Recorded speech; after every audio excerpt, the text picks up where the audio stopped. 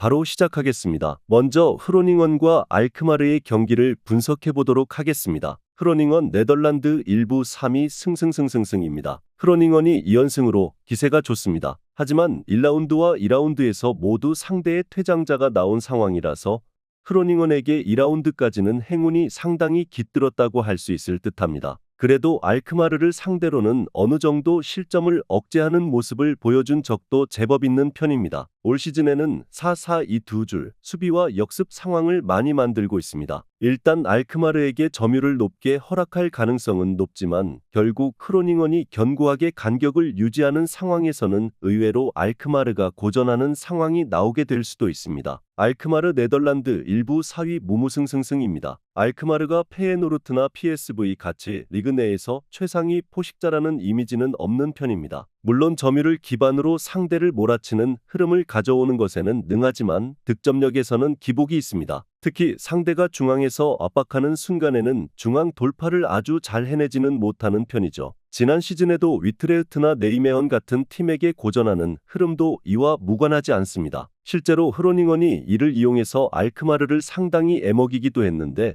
알크마르가 3연승을 기록 중이기는 하지만 그중 2차례는 1대0 신승이었습니다. 일단 흐로닝원의 2연승이 현재 흐로닝원 전력을 모두 반영하고 있다고 보고 있지는 않습니다. 아무래도 알크마르가 전력이나 점유율을 가져가는 능력에서 모두 우세한 흐름이라고 보는 것이 합당할 것입니다. 대신 4-4-2의 간격 유지를 바탕으로 알크마르를 한 골 차 승리로 제어한 경험은 높게 사고 싶습니다. 언더 2.5 양상 속 알크마르의 승리를 예상합니다.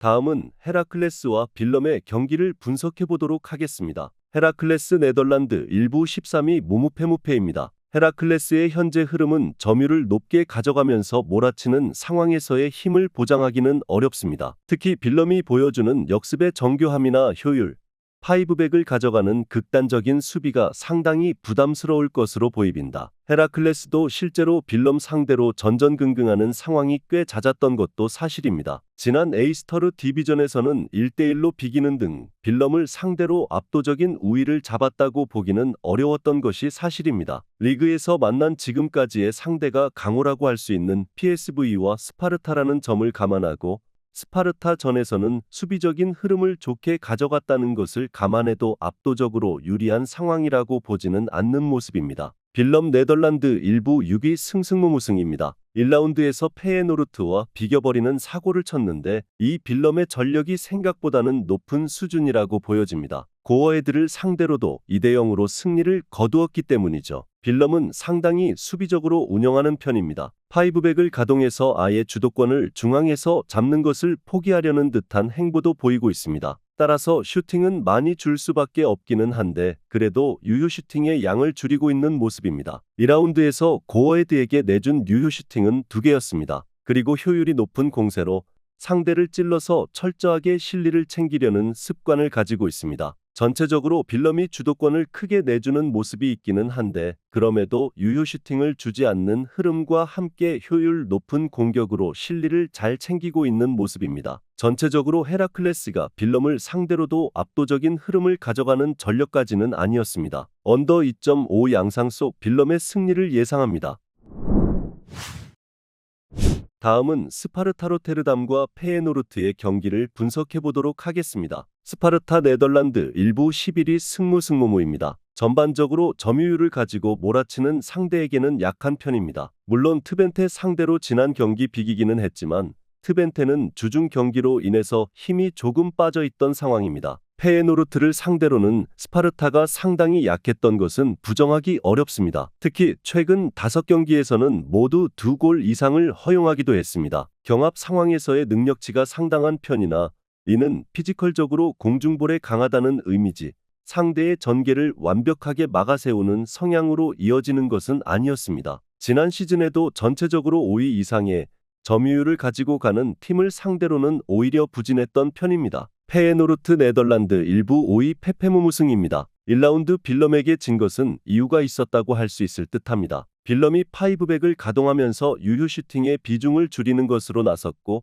페예노르트도 별다른 수를 쓰지는 못했던 것으로 볼 수 있겠습니다. 대신 PSV를 상대한 슈퍼컵이나 지난 즈볼레전에서는 모두 슈팅을 많이 기록하면서 4골 이상의 화력을 투사하는 모습입니다. 특히 슈퍼컵에서는 16개의 슈팅 중 11개를 유효 슈팅으로 이어가는 효율을 보여주기도 했습니다. 아직 리그에서 무실점이 없는 흐름은 조금 아쉽다고 할 여지가 있겠지만 공격적인 스탯에서 상대를 앞서는 모습은 자주 보여주고 있습니다. 아직 수비력에서 무실점은 없다고 하지만 현재 페예노르트가 공격적으로 슈팅을 만들어내는 능력에서 부족한 흐름을 타고 있는 상황은 아니라고 볼 수 있을 것입니다. 전체적으로 페예노르트가 스파르타를 상대로는 다득점 상황을 꽤 잘 만들고 있기도 합니다. 페예노르트의 승리를 예상합니다.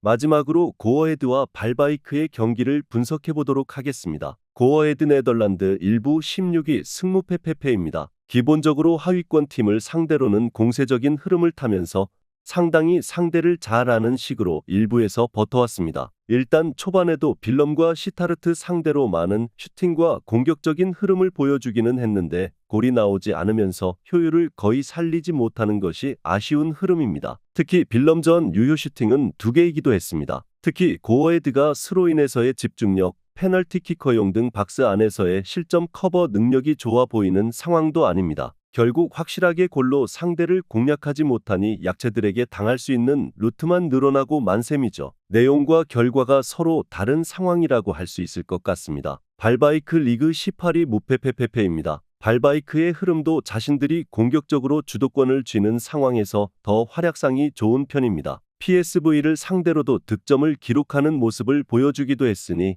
공격력 자체는 만만한 수준이 아니라고 보는 것이 옳을 것 같기도 합니다. 대신 발바이크의 문제는 많은 슈팅 허용일 것입니다. 특히 공격적으로 가다가 수비로 넘어가야 하는 전환 속도가 아주 좋은 팀이라고 하기는 어렵습니다. 올 시즌에도 1대5로 진 PSV전이 있기는 하지만 기대 실점이 2.11로 상당히 높은 수준에 이르고 있습니다. 크로닝언을 상대로도 슈팅을 15개 내주면서 제어 능력이 돋보이지는 않았습니다. 전체적으로 자신들이 주도권을 쥐고 가는 것을 선호하는 편이지만 대체로 수비가 좋은 흐름을 타고 있는 모습은 아닙니다. 전반적으로 고어헤드가 약체들을 잘 잡아내는 편이었다고 해도 현재 공격력이 아주 뚜렷하게 나타나고 있는 상황도 아닐 것입니다. 무승부를 예상합니다.